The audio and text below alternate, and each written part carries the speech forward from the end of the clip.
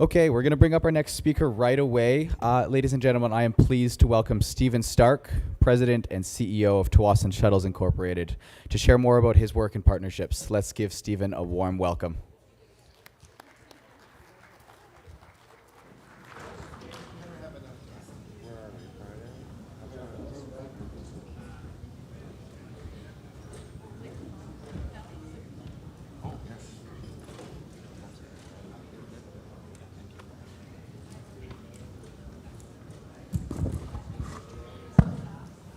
Good morning, everybody.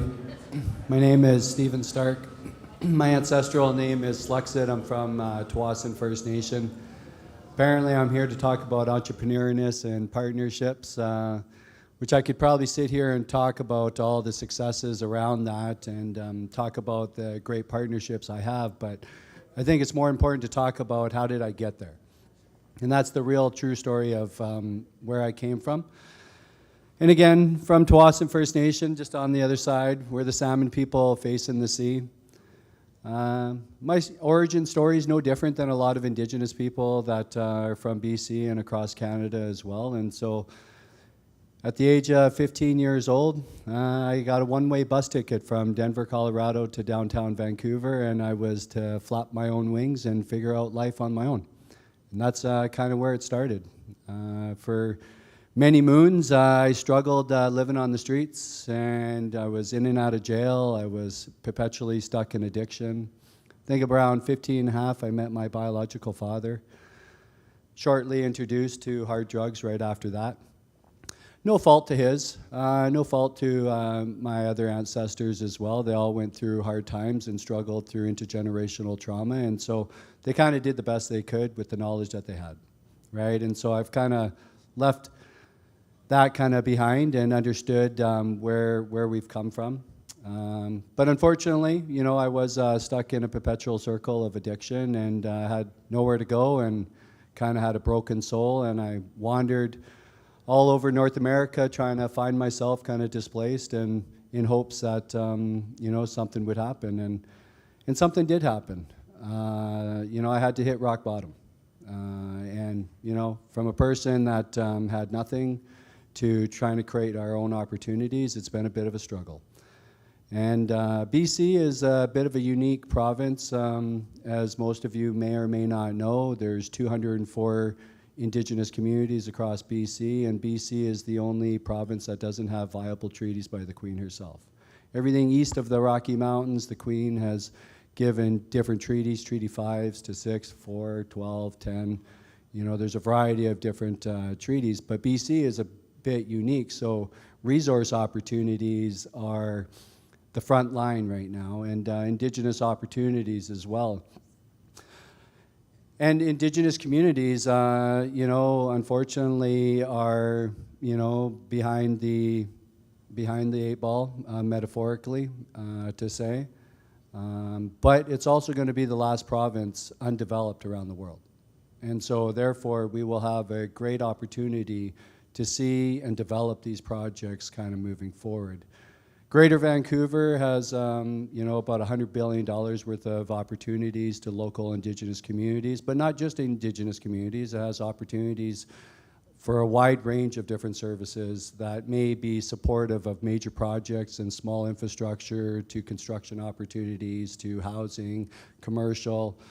And so it's an ever-evolving circle of opportunities in Greater Vancouver. And you know, I'm quite fortunate to be from Tsawwassen First Nation. Tsawwassen First Nation signed its treaty in 2009, which gave us the ability to be self-governant. But it was more than that. It gave us the opportunity to create our own independent wealth and kind of sever our relationship over time from INAC, which is also known as Indian Affairs. And with that in mind, we kind of create our own city. We're creating our own municipal government. We are creating opportunities, and we're self-governing for ourselves and for our people. And so, you know, just to jump back just a little bit, I've always grown up with a philosophy that I created as a young boy. Persistence overcomes resistance. And I say that because it's been a consistent path throughout my whole life. If you consistently apply pressure, you will get the result you're looking for. And if you manifest it enough, you will be able to achieve it. Whether it's in a day, a week, a month, 2 years, 5 years, 10 years, you'll eventually get there. And I've seen this time and time over the course of my life and the history of creating my companies, where those relationships matter, and those constant picking up the phone, calling people, looking for opportunities, but doing it in a good way, not in a forceful way. And so I've kind of just walked through that, kind of just emulating those thoughts and those ideas. And I can remember a time when I came back from Calgary. I was living on the streets from 2000, 2004, and I was displaced, had nowhere to go. I was living in the drop-in center, and I called my brother up and I said, look, I want to go back home to TFN. And he said, okay, I'll buy you your plane ticket, but this is the only time I'm ever going to do this. If you don't do something this time, I'm never going to help you again. So I came back to TFN, and unfortunately I was stuck into addiction every day for 2 years. I was broken, I had no identity, I was a bit lost, I was angry, I was a grade 9 dropout, very little education, bit of illiterate, but you know, I had the desire to change. And after about 2 years stuck in a cycle of addiction, there was an opportunity. One of my cousins picked me up, and I think it was about 7 in the morning. I thought I was going for breakfast, and he dropped me off at a AA meeting. And I started there. I hated it. I was miserable. But I kept sitting there every single day. There was this lady named Sylvia, and every day she would say, keep coming back. Keep coming back, Steve. And I would go back every day, twice a day, nowhere else to go. But I'd go back to the same house where I was in addiction because it's the only place I had to live. And so while I had family in the house and I had relatives visiting all the time, they were stuck in a cycle as well. And this is common practice within our communities. It's not unique to me or to a lot of the people that have suffered from addiction. But, you know, I had a desire to keep going, and every single day I would go. And I think I was about 3 months into my sobriety, and still living in this house. My mouth is salivating daily. I had nowhere to go.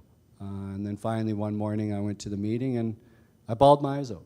I sat there crying profusely and couldn't control myself. Either something was going to happen or there was an opportunity that was the door was going to open to help change my life. And thankfully, Chief Kenny Baird, Chief Tsawwassen was there. And unfortunately, he passed away almost 3 years ago, last August of this year. And great loss for our community. Great friend, mentor, father figure, something that I've always emulated and looked up to. But he was there. He was there, and he came out of that meeting and he said, look, I got a room for you. I will give you a safe place, you know. But there was 4 things he asked. He says, while you live here, you give me $200 worth of groceries a month. And I tell you, I eat a lot of cheese. At least I did back then. I could easily eat out the house out just in cheese alone and dairy.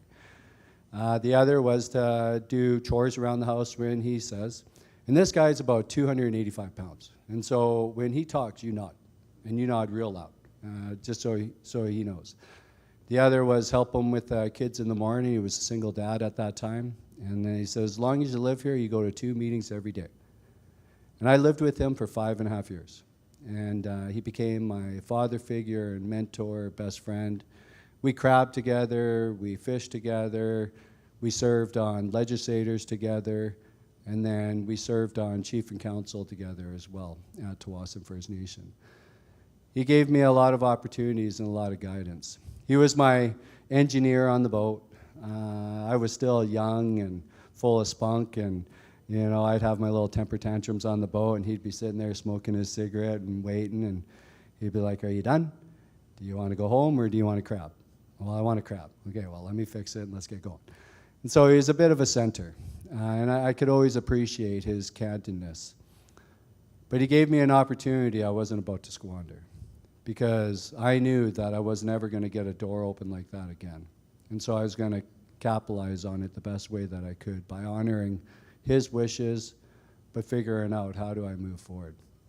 And I got there's a few people in this room that I know that are part of my origin story. And while I always know that I'm the one that's putting the foot forward, it's the help of the guidance of the people in the room that have kind of helped guided me along. And so, you know, I was a third-year carpenter, and this is where the idea turned into a dream and now has turned into a legacy. And it's not just for me, it's also trying to show how Indigenous people or non-Indigenous people of any sort, walk of life, can actually try to change their life to build their own future and create their own wealth independently. And so it's been a real journey. And I'm really, truly honored to sit up here again with the resource opportunities to talk a little bit about the story. But it's also my first time sitting up here all by myself. And so I get to talk whatever I want. And you know, it's a great honor to continue to keep sharing the stories and be a bit of a storyteller as to how were we, where are we, and where are we going to go. And that takes a lot of collaboration with the people in this room to figure out how do we change government to reflect Indigenous values and incorporate it into resource opportunities to making sure that we're completing that full circle. Are we there? We're getting there. You know, I remember when these ideas first started coming out about 20 years ago. They talked about how government was going to set aside procurement opportunities, and then Indigenous people will be able to start to get into the market. It sounds easy. It's not. And I can tell you it's been a real challenge. Owned my first boat years ago, and when these ideas started floating around, I only had one boat, but yet these conversations through government started to talk about these resources. But they didn't talk about how do you get them? How do you get the certificates? How do you get the right equipment? How do you get the policies, the procedures to go after these contracts?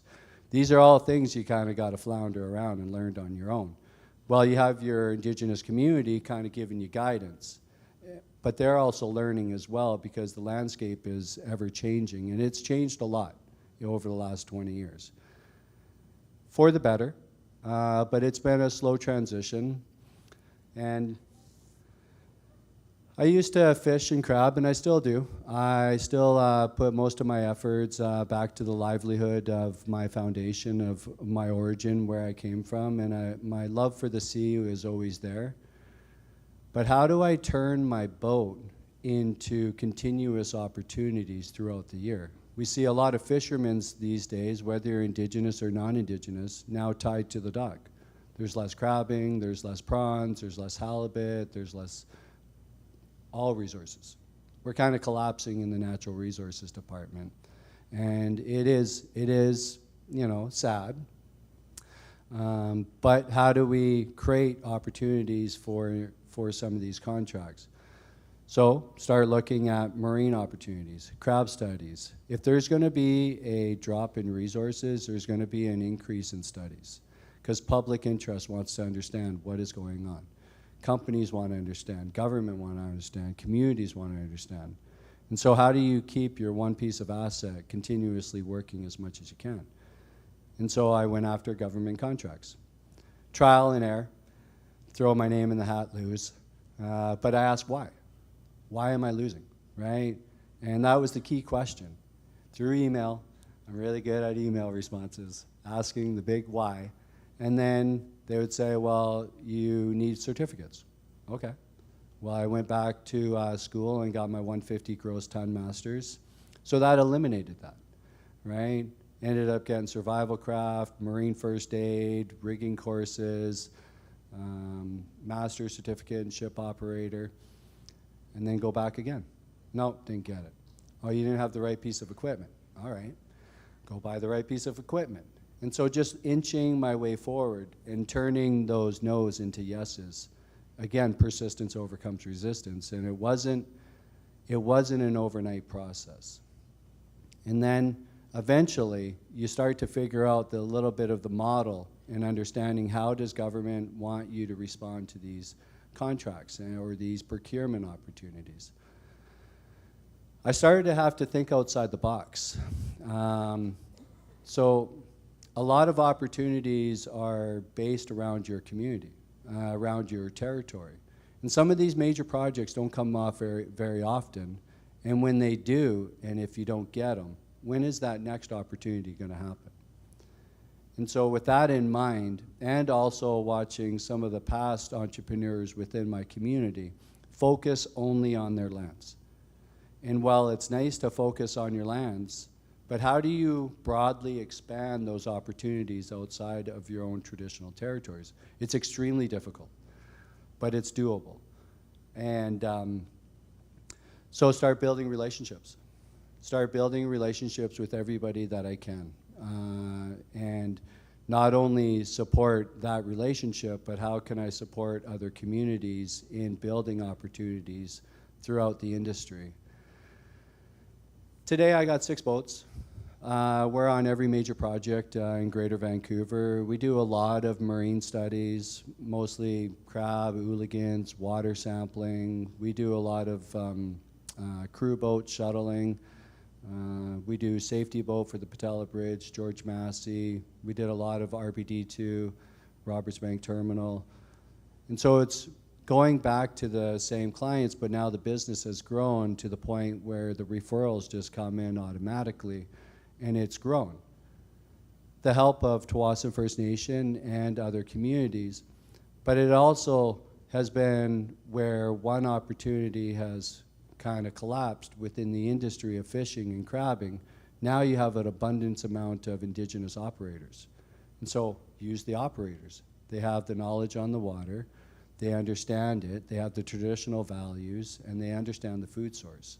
And so how do we substitute a opportunity in the resources to gain them a livelihood that still can carry on and help pay for their family and their bills? And so today we do hire a lot of Indigenous communities and members from other areas as well. But the marine wasn't good enough for me. You master one, you move on. And so I opened up a school bus company. Didn't know anything about school buses. I have my Class 1 drivers because I had to get a Class 1. I needed an air brake endorsement. And so just inching my way towards it. And thankfully, my own nation had a school bus contract that came up, and gently pushing on my nation to allow a member to bid on it. And so they seen the value of allowing me to bid on it, put a great proposal in it. Again, I'm not the writer, right? Know what I know, resource out the rest to help you along the way. And finding the right people and surrounding yourself around the people that can help you to achieve your goal, you'll get there. And so Tsawwassen was able to give me a 10-year school bus contract with our nation, which gave me the anchor client. You just need one anchor client. And that anchor client can help you carry on at least paying those bills while you go source out other opportunities. Again, it's a common theme, sourcing and resourcing. You just find an opportunity and try to expand onto it. Today we do about 100 kids curbside pickup for 8 different schools. We got a couple dozen buses. We do most of Delta District's field trips for all the schools. And Tsawwassen Shuttles has grown, and don't be deceived just by saying Tsawwassen Shuttles. It's a multifaceted company which has 5 different divisions and multiple partnerships, all created by an idea and turned into a legacy. Again, not just for me, but in hopes that other Indigenous people will see the value in creating their own legacy as well. Tell you a little story, Amazon story, and I told this last time, I think about 3 years ago.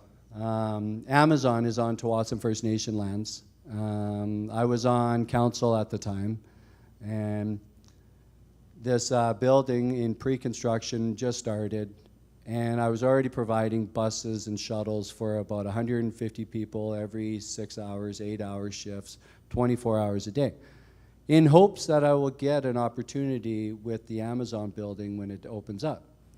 Well, unfortunately, day opens up, operations, I see 15 motor coaches roll in, and I was baffled. I was kind of perplexed because I thought for sure I would have an opportunity. So I went over to the building, kind of went into the facility, asked to talk to the operations manager, and the manager was unavailable. I got a card, told them to email me, so I went back home, write a nice email, and carry on. Well, about a week later, I still didn't hear anything. Well, now I'm a little irritated. And so I took one of my 76 school passenger buses, and I drove it all the way down the Amazon building, drove it up onto the curb. I blocked the entrance of the building. And I jumped out of the bus, and they started yelling at me, saying I can't park the bus there. And I said, well, I'm not going to move it until I talk to somebody. And so I sat in the same chair I came in 3 weeks prior to, and I sat there.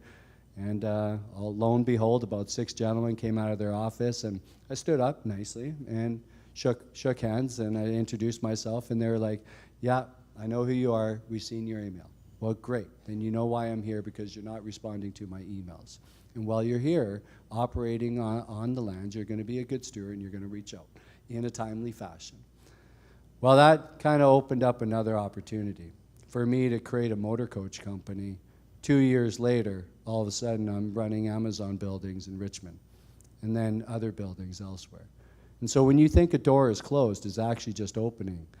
And so you just never know at what point. I'm on Indian time here.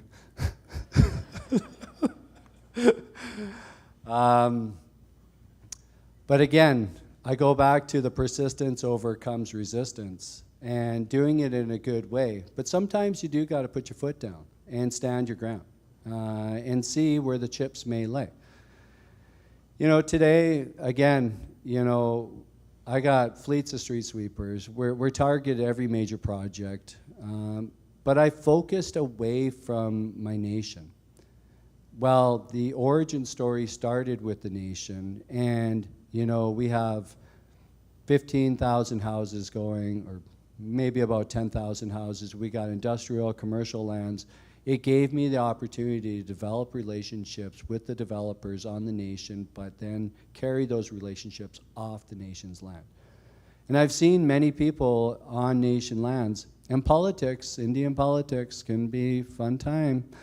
And, you know, they could interfere with relationships, and they could interfere with member businesses, and it could be a bit of a challenge. And so trying to figure out how do you disconnect your business from the politics on your nation's land.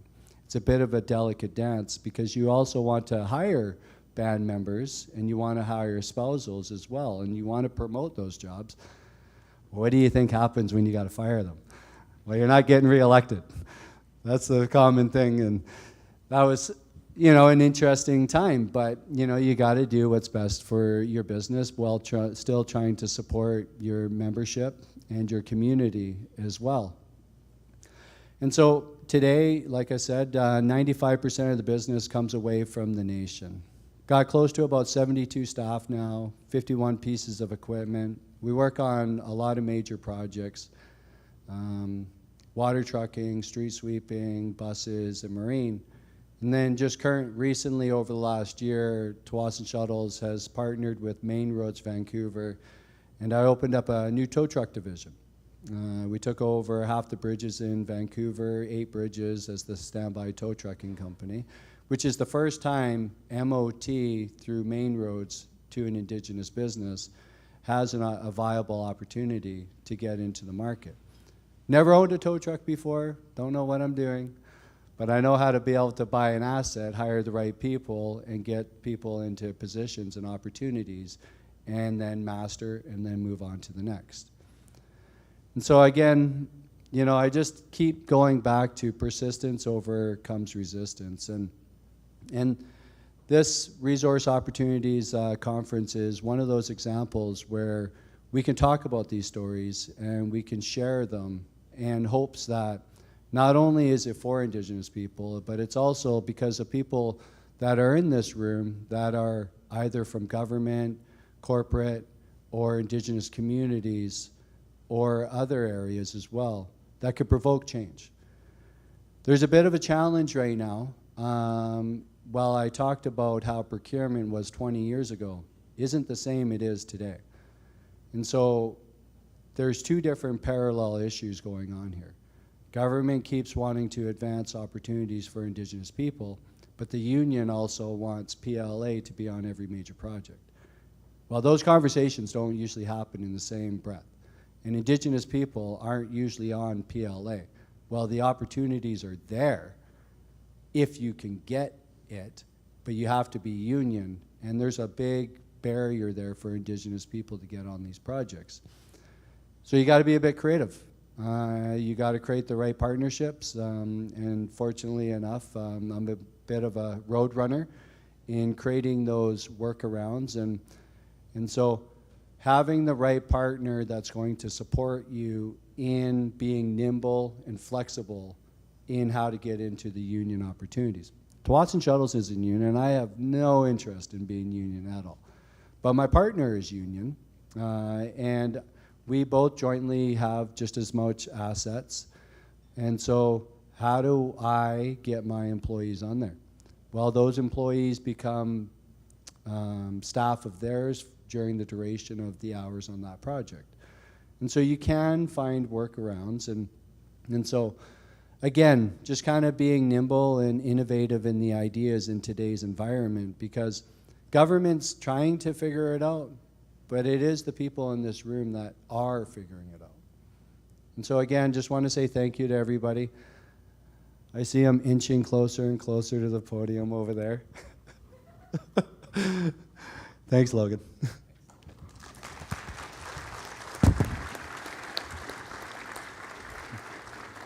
Well, thank you, Stephen. I only inch closer because I don't think I could handle any more inspiring words. That's for you. Thank you so much. Yeah, let's go. Yeah.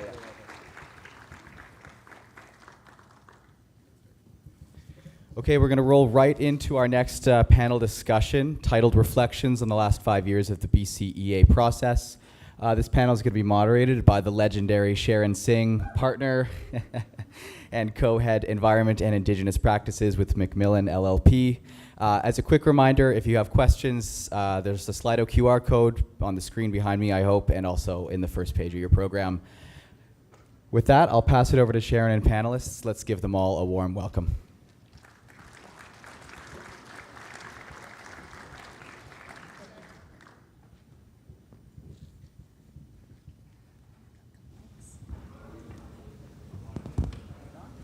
It's on. It's on.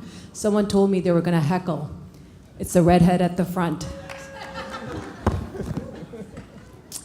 Thank you for joining us. We are not prepared because none of us could get on a call at the same time.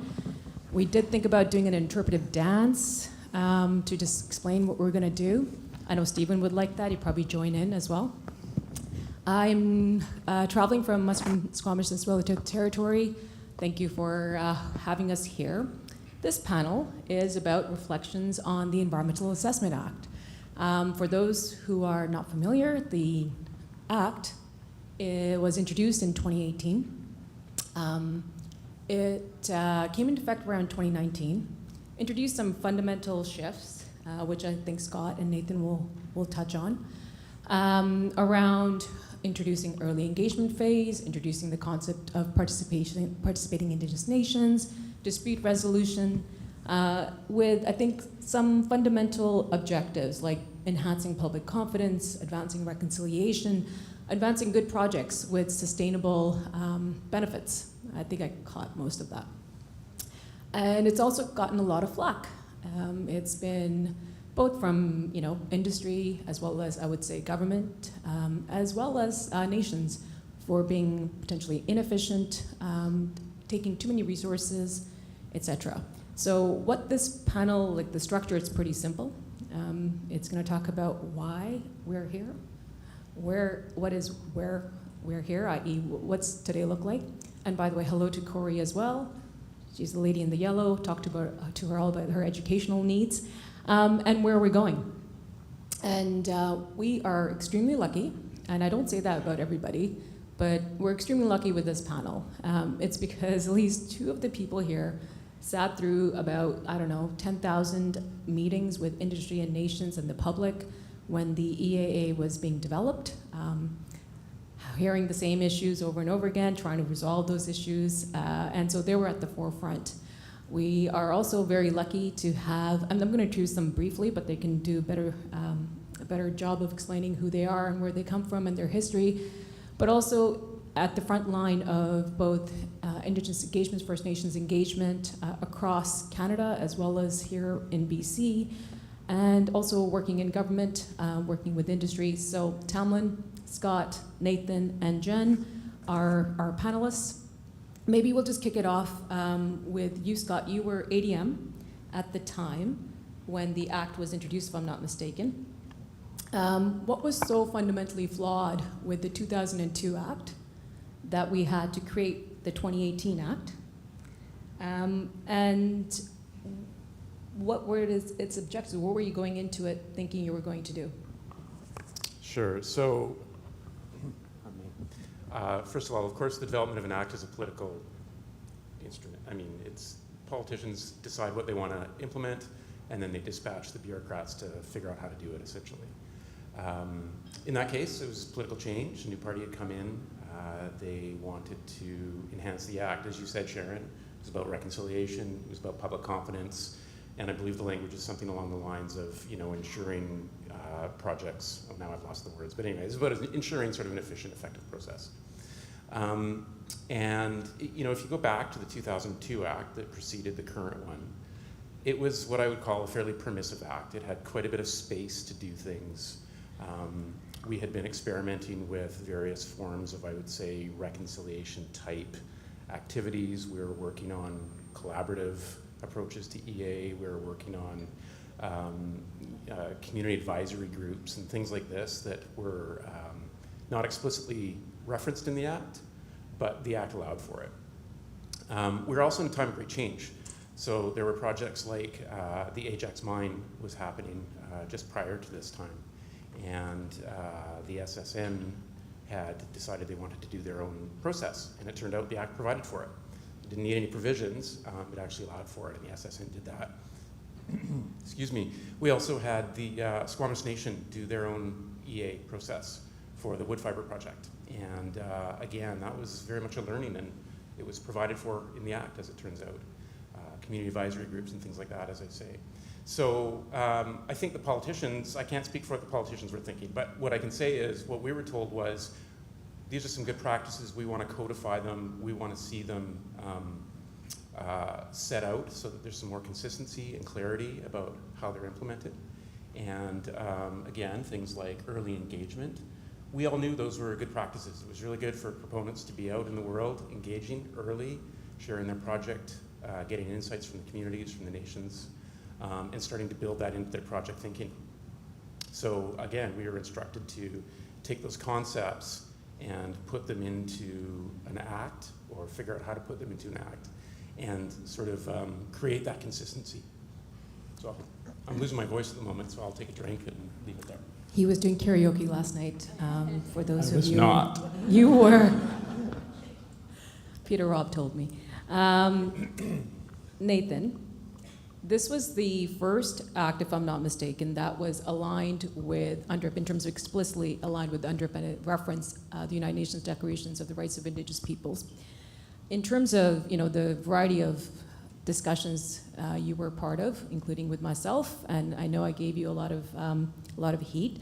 Apologies for that. But what were some of the concerns you heard at that table? And what was some of the optimism, and including from First Nations leadership, First Nations communities, as well as industry? And bear with me, because what we're tearing it up for is where are we now and whether we've actually achieved some of this. I'm preluding to the next topic. And you were project executive director at the time. Yeah, there was a small team of us working with Scott and primarily one other person who really drove a lot of the engagement and development of the Act with a team behind us at the Environmental Assessment Office. So I've since left government, and so has Scott. So we'll reflect on our experiences there as from 5 years ago. So it was a very quick, I just want to touch on the process very quickly and then talk about some of the concerns. It was a very quick process for completely reviewing the act. Like, we got from the time ministers said go, when the NDP were first elected, to getting a new act passed in just less than a year and a half, really. I think in part, there were many reasons why I think that worked. One, we were given very tight timelines, but the other is, at the Environment Assessment Office, Scott mentioned, we'd been doing a lot of collaboration with Indigenous groups, looking at new innovative processes. So there was a fair amount of latitude, and we also had been getting a lot of feedback on what worked well, what hadn't been working well, some directions to go.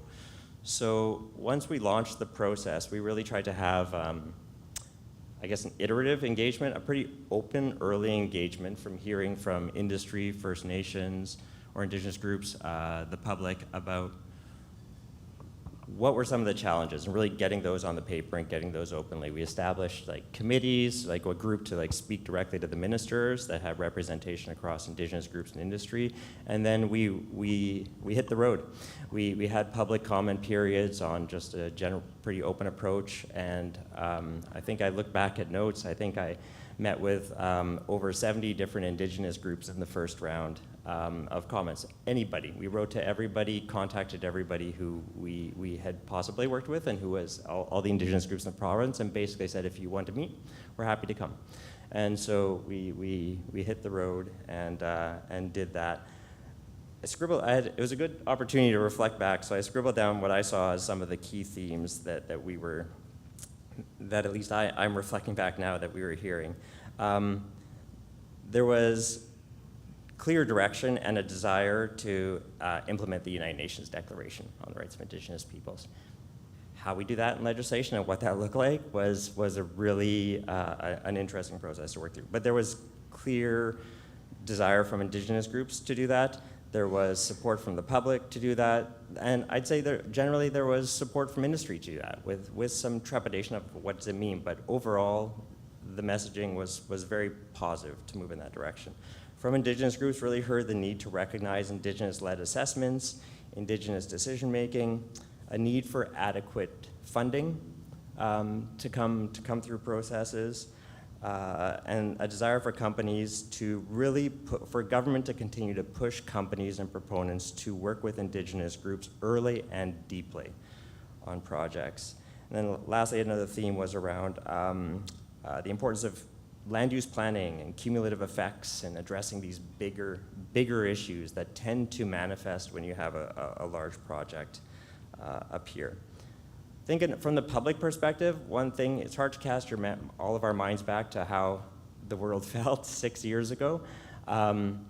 We're coming through Trans Mountain in British Columbia, coming through some other big decisions, coming through times when the federal Conservative had changed the Impact Assessment Act through, I think it was Bill C-69 at the time, and some of the DFO provisions and other legislation. So there was this feeling in the parts of the public, at least, that that they didn't have confidence in in environmental assessment processes. There's times where EAs and major projects sort of bubble up in the public perception and concerns, and we were certainly going through a time where there was public concern, and there were definitely groups sort of advocating along those lines. From industry, I think we're hearing, I mentioned that support for advancing reconciliation. There's certainly some probably healthy skepticism, in my view, of the basis for public confidence concerns. Was it really grounded in the substance of the EA, or was it perceptions, and was it about the politics, some of the politics at the time, or was it like a fundamental thing connected into environmental assessments? Other things that we heard from industry were the need for flexibility. There was a recognition of a lot of the strong, innovative approaches that some companies were trying to take and we're advancing with Indigenous groups, and there's this desire to not get for government to force industry into pretty rigid, into unnecessarily rigid processes. I just want to touch on maybe just very quickly just a couple other areas that were exciting and sort of concerns. You asked about optimism and concerns. As we move through the EA process, and the Premier, for those who were here yesterday, I think touched on a couple of areas that are challenging. But they were also optimistic at the time. So there was really a positive desire to see how the UN Declaration was getting implemented. There was, the EA Act put in these stage gates, sometimes they're called, or efforts to seek consensus with Indigenous groups, where government had to seek consensus and demonstrate those efforts. I see the phrasing seek consensus permeate throughout all sorts of government processes now. So in some ways that language is interesting how it's become just commonplace. But a challenge is that many of those, there's dispute resolution opportunities, which is good and has also become a challenge because we haven't, I think government hasn't, collectively we haven't quite figured out how to scope and focus those in ways that really drill in on the key issues and really have strong meaning that way. There was a recognition of the importance of Indigenous self-identification and decision-making. And with that self-identification, the Premier touched on some of the concerns around participating Indigenous nations. And so the fact that, nations who are maybe, I think his example, if I remember correctly, are 500 kilometers away versus 500 meters away kind of from the project, potentially have the same participating rights in the regulatory process, which is tricky. At the same time, 6 years ago, we were coming through a time where we heard loud and clear from groups, we have to stop a colonial process of strength of claims being dictated by government or being pushed out by government. So there was a real challenge in that space. So I'd say, yeah, overall there was a real optimism around the opportunities for consensus seeking, Indigenous decision making, and creating that space for Indigenous processes. At the same time, yeah, some trepidation too. Thanks for that, Nathan. I'm sure it gave you a little bit of heartburn having to recall all that. It was pretty intense. And personally, thank you for doing that, listening to the concerns, as well as showing up and educating everybody as to what the intent was. Tamlyn, I will ask you to introduce yourself more formally, but from your professional background, you're with Skeena Resources. For those of you who are not aware, Skeena is the proponent of a mining project in Tahltan territory. It's one of the first bases where essentially it's a consent-based decision with the Tahltan. So you're essentially living and breathing proof of how the new EA Act, not so new anymore, it was created these new processes and ways of doing things. And I will pick up on, I want you to talk about that and that journey and how that's working and what's not worked. But also to pick up on the first question that's on there, after hearing what you've heard from Scott and Nathan around what was the intent behind the 2018 Act, both from a political perspective but also from the public engagement perspective, has it lived up in your experience to that promise? Thanks so much, Sharon. Yadik Shinwanwan, good morning. My name's Tamlyn Botel. As Sharon mentioned, I'm currently Regulatory Engagement Manager at Skeena Gold and Silver. We went through a little bit of a rebrand. Prior to that, I was the Executive Director at the Cheat Ntlakatmak Assembly, an organization within Ntlakatmak territory focused in the mining space. And yesterday evening, when Scott was doing karaoke, I was doing a little reflection on my time at CNA and our participation in the revitalization of the EA Act, and was looking, at a discussion paper that we provided to EAO during a comment period, and really the crux of it was FPIC. How do we actually operationalize FPIC through the EA process? And two of the kind of key common threads that came through in that paper was, the informed part. What does that look like? And for us, that was about ensuring that Ntlakatmak knowledge, Indigenous knowledge, was used in the same way as Western science in EA documentation, so that both worldviews and perspectives could inform decision-making by all parties. And also it was about creating that space and recognition for Indigenous decision-making processes in their various forms, whether that's completely independent or interwoven with the provincial and federal regulatory regime. And so, thinking about where we're at now and those two pieces, I do think we've done a fairly good job of that. On the Indigenous knowledge side, we heard from Natalie and Kama yesterday about the work that CNA has done with Highland Valley Copper on their mine life extension to co-author an application that weaves in Ntlakatmak knowledge to inform the overarching assessment framework that the nation has developed. Also, most relevant to my lived experience right now, working through the Tahltan assessment process.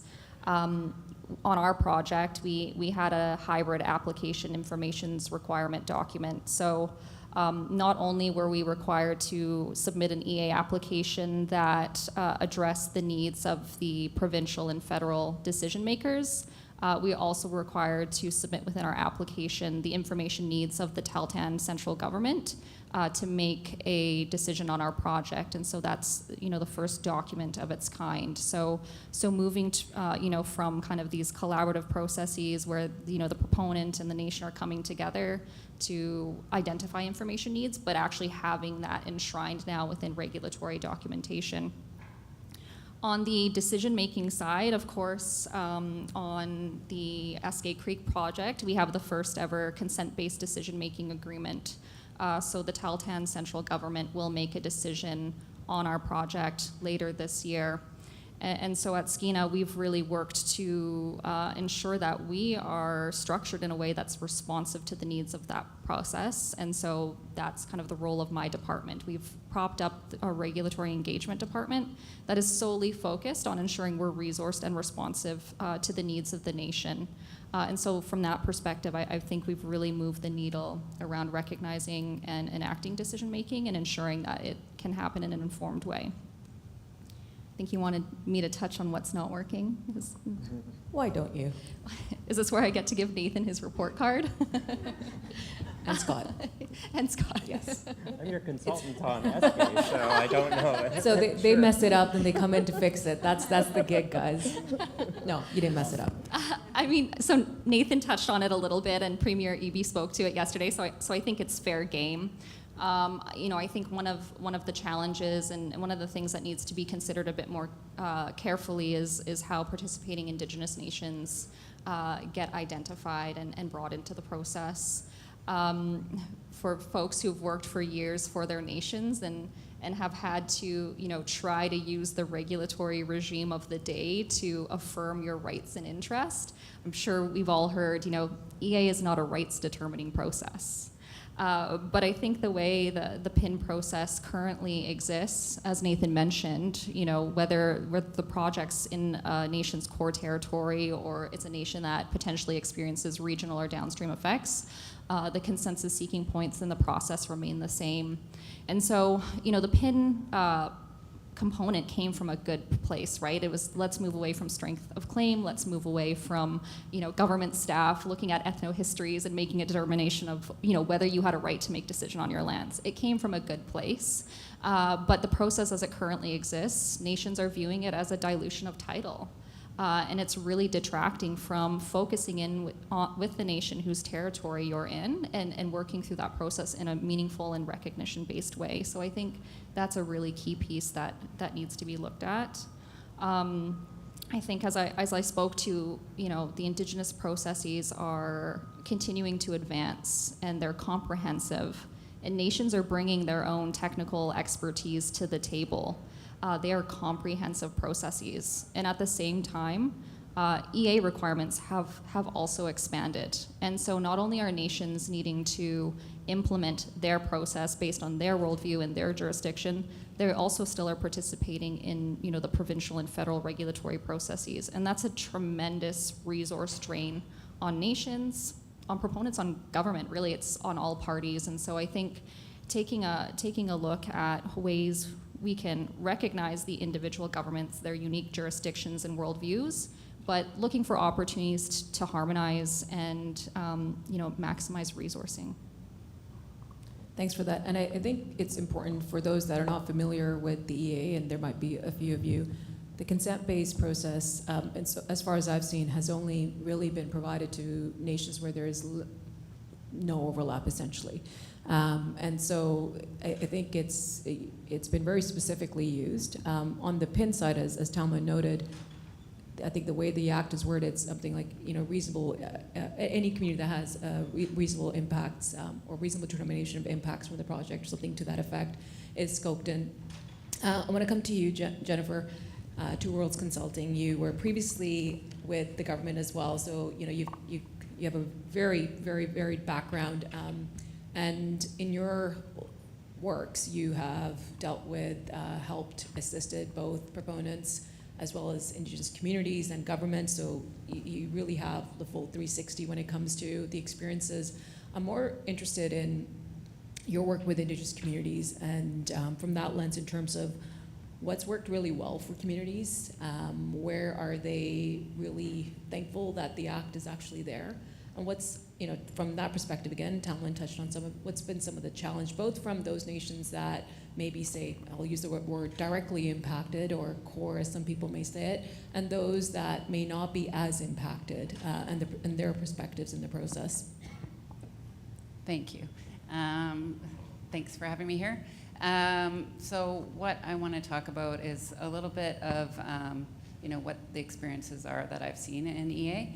And specifically, I think I'm going to talk at first about what's working well, and then talk about what I think maybe needs some improvement. So what we have seen is, in terms of relationship building, there's a lot of good work happening.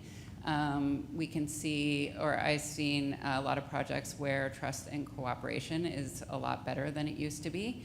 And I think that's leading to improved outcomes for everyone, because there's more groups and more people informing the decision making. And I think also we've seen a lot of early engagement. So not necessarily the early engagement step, but just nations are getting talked to way earlier in the cycle, which has been a lot better, and it's allowing nations that we've seen build up their teams internally and prepare for EA processes. And also it's allowed proponents to avoid surprises because they are learning about issues a lot earlier. And then I think also the Indigenous-led processes, there's a wide range of them, and I think Tamlyn touched on that as well, but there's a wide range of ways that nations want to participate in projects. Some want to do their own process, which is a parallel process to the proponents' process. Some want to collaborate together with the proponents, and they do more of a collaborative process. And these processes are allowing cultural values, Indigenous laws, and Indigenous knowledge to show up in a lot more places than EAs, which has been great. And I think it has also really impacted our understanding of what could be the potential impacts to communities, and also what would be mitigation measures that would be more effective. And then also, and this wasn't really, I think, part of the Act, but seeing Indigenous ownership more on projects has been a real positive. And it's allowing nations to work closer with proponents and have a decision-making seat right at the very beginning of a project cycle, which has been great for lots of things. And then I think some of the pinch points that we've seen are around, like what Tamlyn said, our EAs are really fast. The funding comes into communities really quickly, and it's kind of an intense process. So a lot of nations have to staff up really fast, may not have the benefit of building up the internal capacity over time. So land use planning processes can be really good for allowing communities to build a team and then to sustain that team over time. You get government and industry are also building capacity, I think, during this new process. But they will have ongoing multiple projects in terms of industry, and then government, they have a lot of projects coming in. So they have the opportunity to build up more capacity, whereas nations might have to, staff up just for one project. And I think also, I know this was touched on a little bit, but the lack of clarity on consent, I think, is an issue that we're seeing lots of issues with still. There's confusion on what it means to give consent, and then also there's a lot of confusion when consent isn't given, but the process continues to move on. So I think sometimes that can undermine trust and bring up a lot of more political issues on projects. And the last thing is about information control and data sovereignty. So one thing that we hear a lot about is concerns about sharing Indigenous knowledge or other cultural information and not necessarily understanding where that information is going to go or who owns the information. So I think, overall, I think government and industry can rise to the challenge of putting some more frameworks in so nations can have a really clear understanding of how their information is protected, and to make sure that information they don't want in the public domain doesn't get out there. Thanks, Jen. And so I'm going to move on to, I think it's one of the questions as well. We are in the 5-year mark. It calls for a 5-year review of the Act in the Act itself. You've all touched on some of the challenges, as well as what's worked well. And I look at regulatory processes as a continuous improvement. You're never going to get it right, and if you do, that's really weird because things change all the time. So that right may be, a point in time. So taking some of I call it criticism, but I think it's in the spirit of constructive criticism. What are some of the more tangible things that can be changed? So apart from saying, fix the PIN process, as one of the questions asks, what does that look like? So do you have any thoughts on potential solutions that are actionable now that you would be advising government or whoever's leading the review on with the EAA? If someone doesn't go first, I'm going to pick on Scott. Yeah, I thought you were going to pick on me anyways. You might as well go. I'm going to say this, controversial maybe, I don't know. I think it's important to know that these processes are human-driven, right? The Act is the Act. It's got some challenges. Some of them are going to be fixed. To Sharon's point, you're not going to get it right. You're never going to get it right. We knew that when we built it. It's impossible. Times change. It's 7 years since, Nathan more than me, but since we were on the road having those conversations. And it took 1.5 years from that point till the Act was in force. A lot has changed. A lot has changed in 6 months. I would say, drawn on the theme of these are human-driven processes, things that I would like to see, and I don't know if they can codify it in an act or if they should, but I'd like to see more interaction, collaboration, interagency support. So I'd like to see more linkage between permitting and EA, stronger collaboration between those colleagues across the various agencies. I'd like to see that we are doing a better job at scoping environmental assessments, determining what the real risks are, and not trying to run every single risk down to a 0 probability. It's a challenge. I'd like to see, I think, more supports for staff so they can do these things, so they can make these calls, and so that they can drive that kind of change, because those kinds of changes and behaviors will permeate whether they change the Act or not, whether they get it right the next time or whether the 5-year review drives any real changes. Those kinds of behaviors and approach to the work of trying to focus on the things that really matter and find solutions to the things that really matter, I think those will permeate and have the best kind of long-term results. Who's next? Nathan. On my broad areas for improvement, or Yes. doing it? Yeah. But what's like something that is actually doable, like Scott said, so nothing aspirational. Okay, no aspirations. Yeah, something that's actually doable.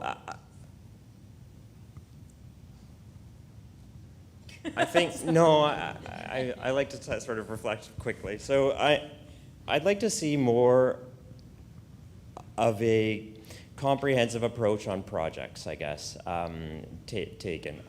I think we can't look, in my view, to the EA Act to be the nexus for solving broader concerns on major projects. The Premier again talked about the announcements with Tahltan and Casca about the land use planning activities in the Northwest. Land use planning was touched on both by Tamlyn and Jen. I think we look at major projects have a large life cycle. Ultimately, we want to have I think we all collectively want to get to projects that we support, or good projects, we'll say, getting to put into operations in good ways in a timely way. And so thinking about just focusing all of our attention on the EA, I think sometimes is a little bit of a red herring. There's work that leads up to it that we need to sort of as proponents, as consultants supporting companies, as companies, as Indigenous groups, where we can start to lean in on building those relationships, on setting a foundation early. Government can set a strong foundation for how projects get developed or what is acceptable in certain areas. And then similarly, not everything needs to necessarily be solved in the EA process. As we move forward, there's the discussion and the effort can't stop. A project needs to get constructed in a good way and operated in a good way.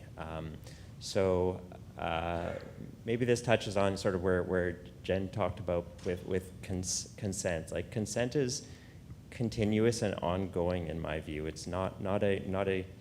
I think the more we focus on one flashpoint, the trickier it gets. And so if we can all sort of continue to work together, and that's part of the direction I've seen change over the last years, is there is a very collaborative approach on a lot of projects and how they keep getting implemented. So where to change, I think it's on just the broader government and company supports, and not trying to solve everything in the EA Act, recognizing that humans are implementing it, but it's part of a broader permitting and project implementation sort of system we have in society. Okay, Jen, you picked up the mic, so go ahead. For me, I guess when I think about EA, like, I worked in lots of different EA regimes. I think the Alberta regime, the federal government regime, the BC regime, and some multiple regimes as they've gotten updated.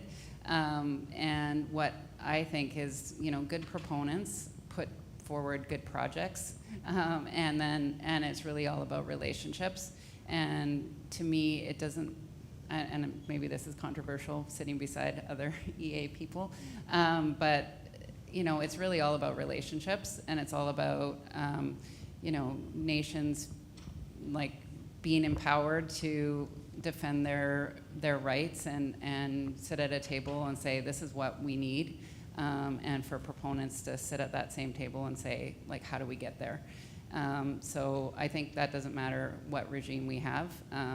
If you've got a proponent that's, that comes to the table in that way, a nation that's receptive to a project, people who want to have a good relationship, then that's the best thing to do. And it doesn't really, in my view, it doesn't really matter what the regulatory regime says, as long as it's not a barrier to what that relationship wants to do together.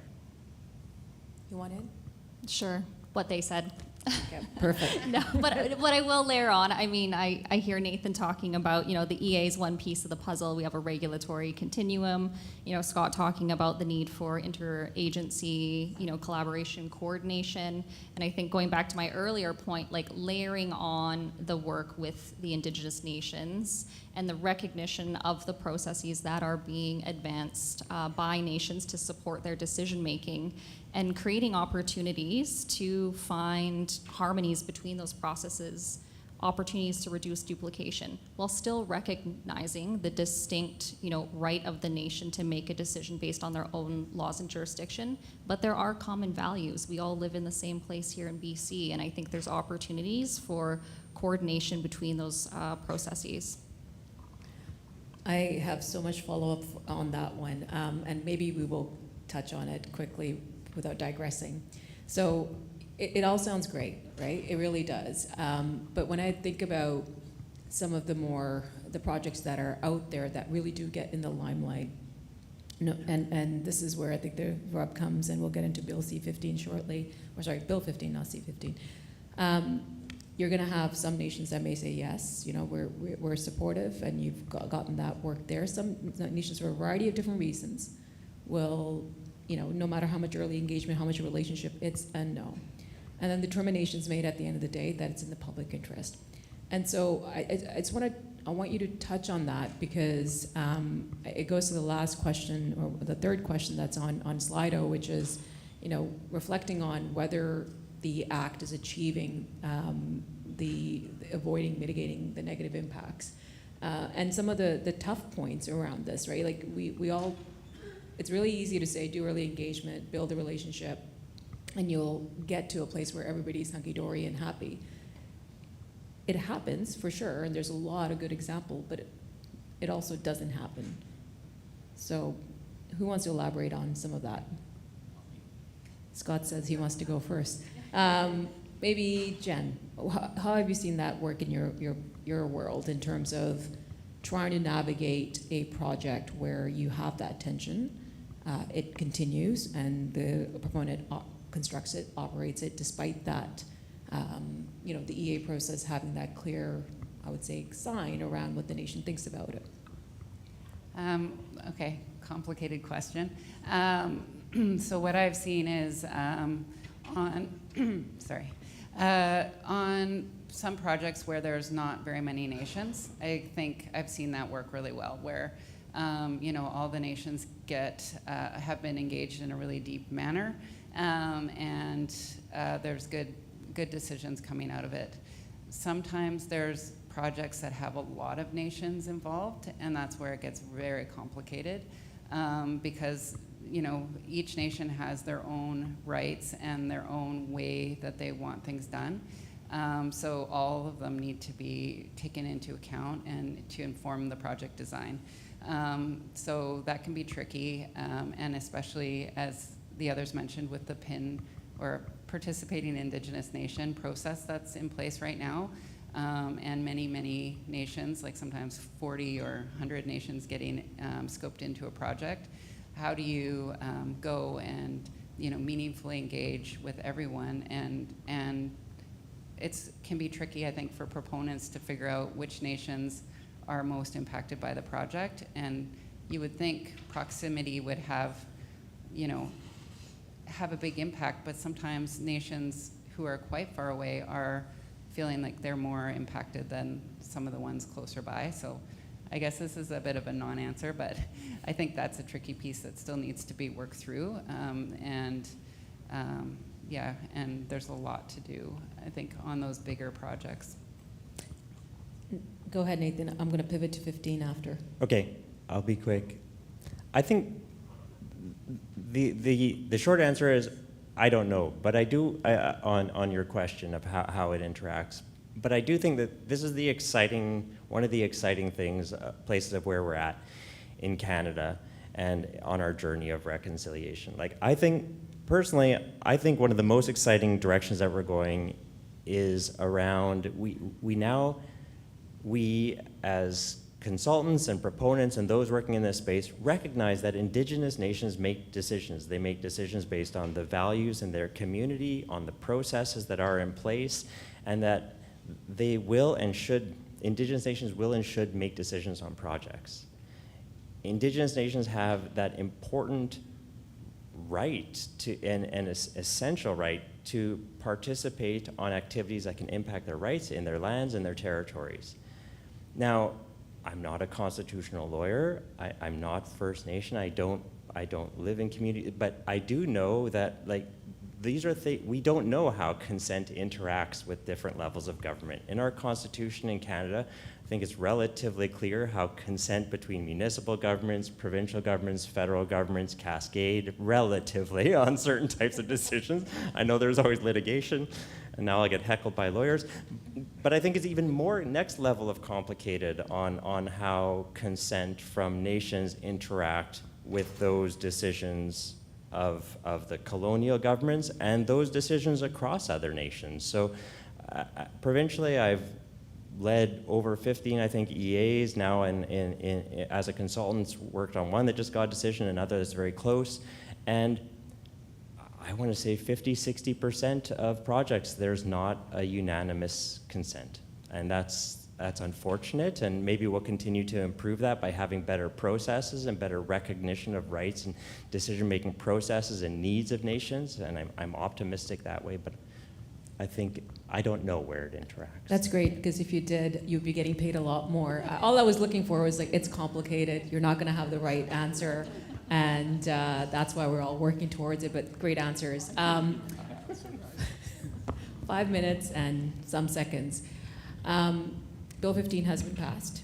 I don't want to talk about like all the issues leading up to it. I want to talk about the promise it holds and how can government implement it right. So your, maybe 1 minute advice to government as they're looking to implement Bill 15, and what would that be so that they do it, as you said, Nathan, in a good way?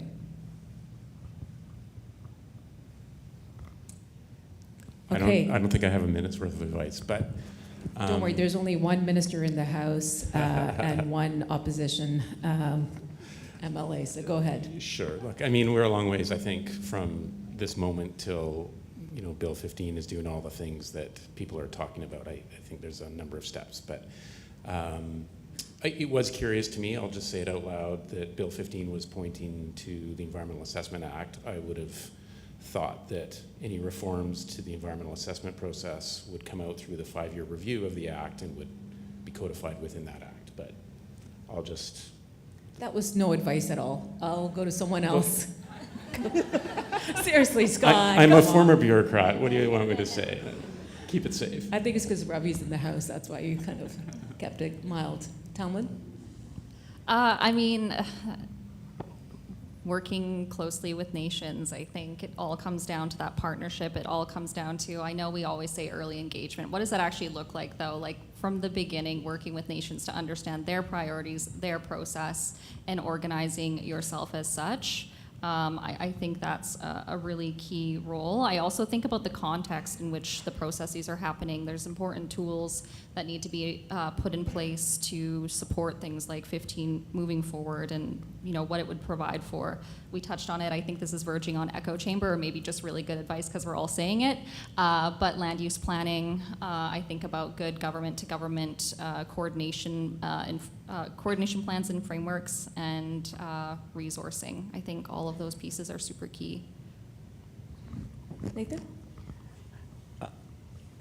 There's aspects of Bill 15, I guess no longer Bill 15, but they give me a little bit of trepidation, to be honest. I think optimistically, one of the opportunities is that nations, for the right projects, nations don't have to try to fit their process into the provincial process. And optimistically, we can start to look the other way around in the right circumstances. Don't ask me always what the right circumstances are or what that is, but I think optimistically, this gives a space to do some things differently.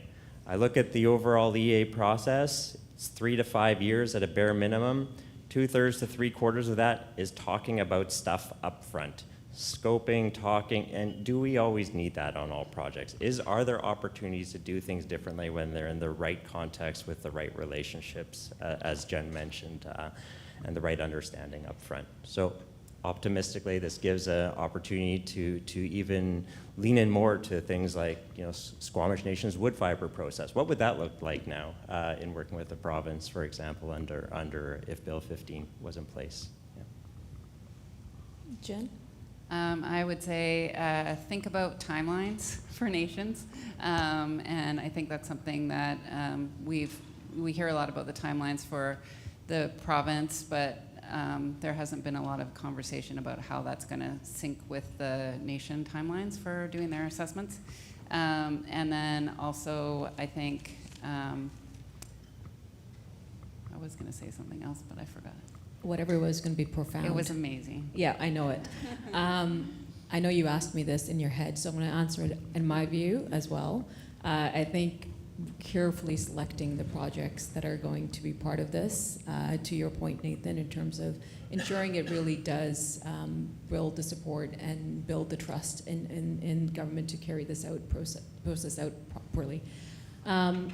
Logan, I know you're there. The last thing I'll say is I know there was a question up there about the Botel decision and how that interacts with the EAA. Know that there are guidelines that the EAO has put out with respect to both transboundary as well as nations across the border that have Section 35 rights, so you can refer to that, or you can email any one of us, like Scott's TikTok page if you thought he was great and stuff, or I know you have one. But thank you very much for listening. I hope you took something away from this. I'm very grateful that you allowed me to pick your brains. I'm also very grateful to work with each and every one of you. It's been amazing, and I know, Logan, that we're going to be the best panel ever.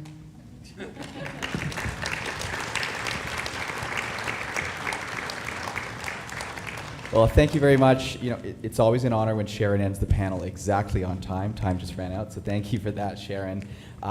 We have a small speaker gift for all of you. We're going to take a quick photo. While they're doing that, we are going to take a short networking break, everybody. So we are going to reconvene at 11:05. We're going to run a couple minutes late. We'll come back to hear from the Honourable Ravi Parmar, BC Minister of Forests. We'd like to thank Greek Seafood for sponsoring this nutrition break, and we will see you all back here at 11:05. Thank you very much.